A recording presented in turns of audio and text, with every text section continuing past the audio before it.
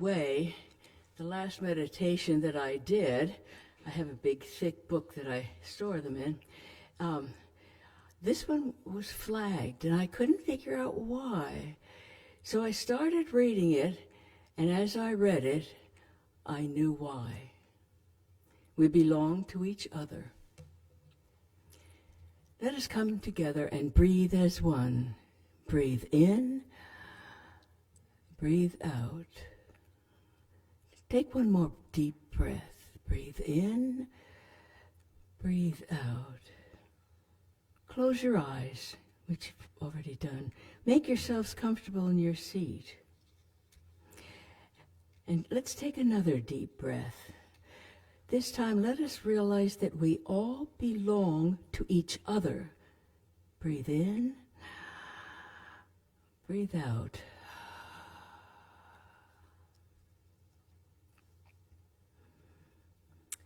Ken Gordon, one of our CSL high officers, puts it like this. Every time we are faced with a global or national crisis, we have the opportunity to hear the call of love and life. In these times of political divisiveness, closing borders, and social violence, whether between nations or within a country, when disaster strikes, we are all affected. Let us again take this as an opportunity to affirm our oneness as a human family. Let us declare our commitment to love and support one another. We allow our common humanity to reach across the divides as we find powerful and creative ways to help those in harm's way. And let us also take this as an opportunity to recognize that we are part of one whole living system. We share this world with all living beings, and we include our planet and all beings on it as part of this precious oneness. Love is the answer. Jesus said, "Love one another as you love yourself." Reach out and take the hand of someone who needs reassurance or comfort or just another being to be there. We are all really the same underneath, and we essentially long for the same things: happiness, abundance, peace, and creative expression. From a place of unity, we can realize those things together. As you sit here in the chapel, or if in your special meditation place, or in a class you have elected to take, become aware of those around you. See the God in them. Realize that God is in all and all. A world that wakes for begins with you and me. A world that works for all begins with you and me. Believe that you lead from a place of good wherever your work shows up in the world.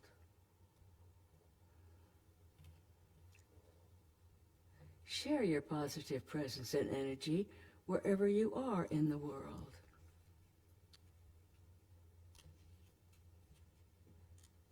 Robert, in his life, practiced this with infinitely splendid. He left this legacy for you.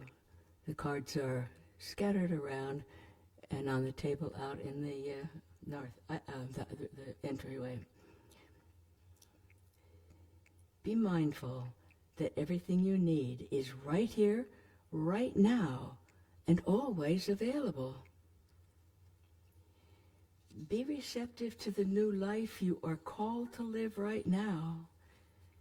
Accept the certainty of God's goodness all around us at all times. Spirit is bringing us something higher and better. Allow your inner spirit, the expert at creating your inner world, to lead you to a world that works for everyone. Live your life in affirmative prayer. Ernest Holmes wrote, "Affirmative prayer accepts the answer even before it knows how it is to be brought about. This is the highest act of faith we can assume towards this thing called life. And the God who gave it, stay in complete acceptance that good is the final power, the absolute power in the universe. And as each communes with his own soul, directly and personally, and with that divine spirit that flows through him, let us do it reverently and simply, but with complete conviction. Today, we recognize the abundance of life. I animate everything in my experience with this idea. I remember only the good.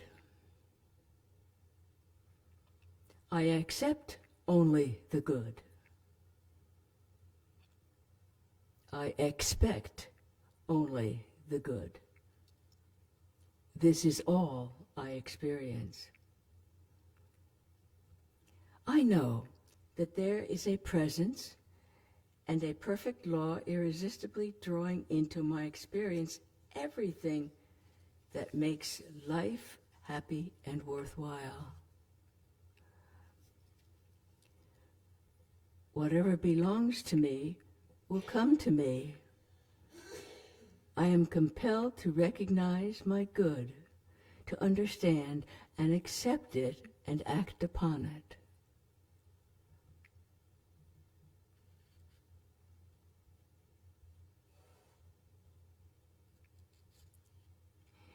Remember that all conditions begin as thoughts held in mind. There is no greater or more productive activity we can engage in than the fine-tuning of our attention to the unlimited potential of good that is available to flow into our lives. This is more than mere positive thinking, for the positive construction of thoughts of peace, justice, and harmony must, by their definitions, lead to the destruction of thoughts of lack, limitation, and injustice.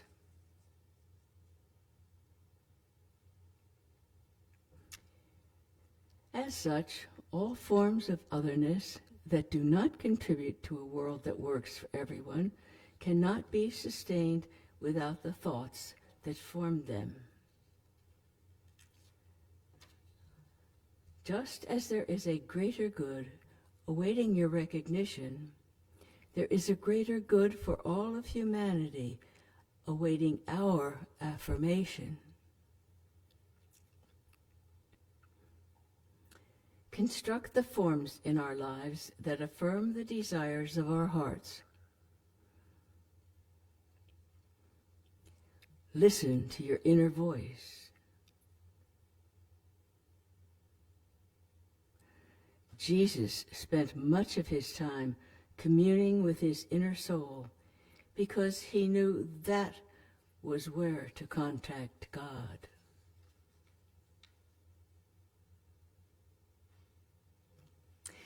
Realizing that the Divine Spirit can give me only what I will receive, I know that what the Spirit does for me, it must do through me.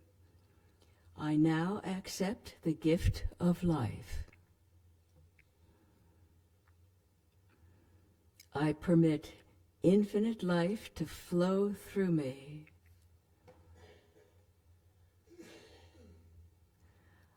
I permit divine intelligence to act through me.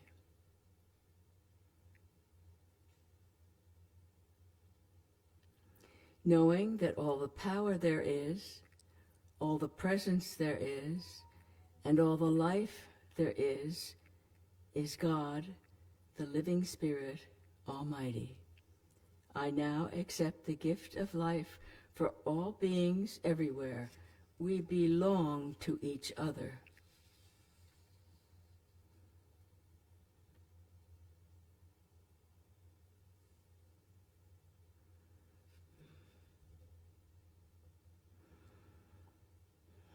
Taking another deep breath, breathe in, breathe out.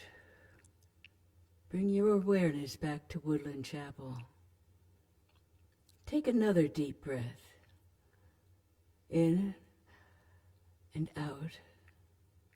Open your eyes to the realization that you do belong to each other and to all the world.